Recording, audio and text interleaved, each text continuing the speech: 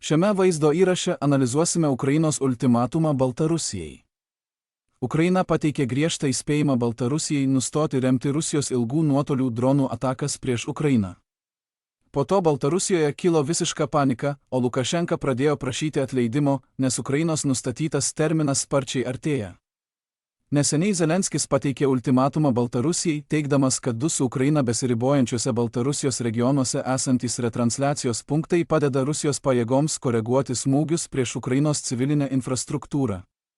Ši įranga leido rengti atakas prieš Ukrainos energetikos sektorių, geležinkelius ir miestus. Prieš 5 dienas jis įspėjo Minską, kad retransliacijos punktai turi būti išjungti arba pašalinti per 7 dienas, kitaip Ukraina imsis veiksmų pati. Šis ultimatumas paskelbtas tuo metu, kai Rusija toliau plečia savo karinę infrastruktūrą Baltarusijos teritorijoje. Pasiruošimai retransliacijos tinklui ir dronų valdymo punktams prasidėjo dar kovo mėnesį, kai Rusijos pajėgos ėmė kurti vis didesnį aerodromų ir paleidimo aikštelių tinklą netoli Ukrainos ir Baltarusijos sienos. Jų dislokavimas leidžia Rusijai paleisti atakos dronus tiesiai link Kyjivo arba nukreipti juos palei sieną į vakarų Ukrainą. Be paleidimo įrenginių, Rusija vis labiau remiasi Baltarusijos teritorijoje esančiomis ryšių ir signalų retransliacijos sistemomis, kurios palaiko dronų operacijas ir padeda nukreipti atakas prieš Ukrainos taikinius. Per daugelį plataus masto smūgių Rusijos dronai pirmiausia įskrenda į Baltarusijos teritoriją, o tik tada kerta Ukrainos sieną, dažnai skrisdami vos 5–10 km nuo sienos. Ši taktika kelia didelių iššūkių Ukrainos oro gynybai, nes Ukraina negali saugiai dislokuoti savo oro gynybos priemonių arti Baltarusijos sienos, tai padarius, jos būtų lengvai pastebimos Rusijos žvalgybinių dronų ir taptų labiau pažeidžiamos atakoms. Žvalgybos duomenys rodo, kad Maskva šiuo metu Baltarusijoje stato bent 4 specialias dronų bazes, skirtas Shahed tipo savižudžių dronų paleidimui. Kai šios bazės pradės veikti, jos sutrumpins skrydžio laiką ir sumažins Ukrainos perspėjimo bei reagavimo langą. Ukraina jau parodė, kad gali trikdyti Rusijos dronų operacijas Baltarusijos viduje. Vasario pabaigoje Ukrainos pajėgos išjungė dalį Rusijos Wi-Fi tinklo retransliacijos sistemos, naudotos Shahed dronų atakoms palaikyti. Nors tikslus šios operacijos metodai lieka įslaptinti, buvo panaudota kibernetinė arba elektroninio karo sistema. Operacija buvo vykdoma po žvalgybos atskleidimų ir ankstesnių Ukrainos perspėjimų, galiausiai lėmė kelių retransliacijos stočių sunaikinimą. Tai įrodo, kad Ukraina gali sunaikinti šiuos tinklus nerizikuodama didesnę eskalaciją, kurią sukeltų kinetinis smūgis. Vis dėlto Baltarusija vėliau atkūrė dalį tinklo, leisdama Rusijai toliau naudotis Baltarusijos teritoriją dronų atakoms prieš Ukrainą remti. Šiame kontekste nepilotuojamų sistemų pajėgų vadas Robertas Brovdis pareiškė, kad Ukraina jau nustatė pirmuosius 500 taikinių Baltarusijos viduje, kurie galėtų būti smogti naujos invazijos iš šiaurės atveju. Tuo pat metu Zelenskis pabrėžė, kad Ukraina žino kiekvienos Baltarusijos įmonės, prisidedančios prie Rusijos karinės kampanijos, vietą, įskaitant gamyklas, gaminančias šarvuotų transporto priemonių ir raketų sistemų komponentus, taip pat objektus, tiekiančius kurą Rusijos kariuomeniai.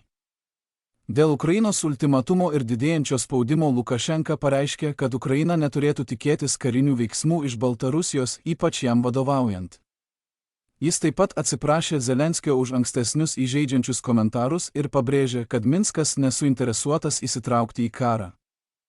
Lukašenka atvirai pripažino, kad Baltarusijai kiltų rimtų grėsmių, jei Ukraina pradėtų smūgiuoti Baltarusijos teritorijai taip, kaip šiuo metu smūgiuoja taikiniams Rusijoje.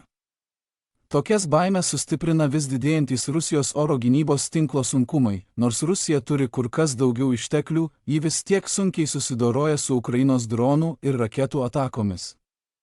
Todėl Baltarusijai būtų dar sunkiau apsiginti, nes šalis turi gerokai mažiau oro gynybos priemonių nei Rusija, kuri jau ir taip vos pajėgia apsiginti pati.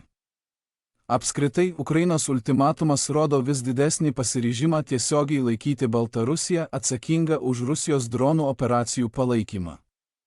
Atkreipdama dėmesį į Baltarusijos karinį ir pramoninį vaidmenį kare bei pabrėždama jos nesugebėjimą atlaikyti nuolatinės Ukrainos smūgių kampanijos, Kyjivas didina spaudimą Minskui atsiriboti nuo Maskvos. Dėl to Lukašenka atsiduria dilemoje, nes tolesnė parama Rusijai dabar kelia vis didesnę grėsmę pačiai Baltarusijai. Norėdami pamatyti necenzūruotą kovos vaizdo medžiagą, kurią naudojame šiame reportaže, apsilankykite mūsų interaktyviame naujienų žemėlapyje. Čia mūsų nevaržo YouTube taisyklės ir pagaliau galime parodyti jums visą neiškirptą tikrų įvykių versiją. Tačiau dar svarbiau, šis žemėlapis suteiks jums prieigą prie visų mūsų reikšmingų įvykių analizių, kurios gerokai pranoksta tai, ką galime įtraukti į trumpus kasdienius vaizdo įrašus.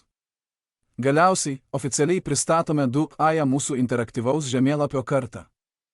Tai, ką dabar matote savo ekrane, yra gerokai patobulinta ir daug galingesnė žemėlapio versija, turinti dar daugiau pažangių funkcijų ir naujienų analizės įrankių.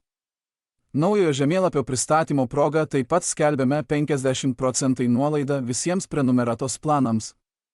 Pradedant vos nuo $4,99, jūs ne tik gausite išskirtinę prieigą prie žemėlapio, bet ir atrakinsite visus mūsų išskirtinius strateginius atnaujinimus, fronto apžvalgas ir strateginės geopolitikos vaizdo įrašus.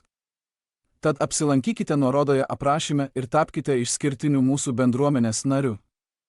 Nuoširdžiai vertinu kiekvieną, kuris prisijungė prie mūsų, jūsų palaikymas mums reiškia labai daug.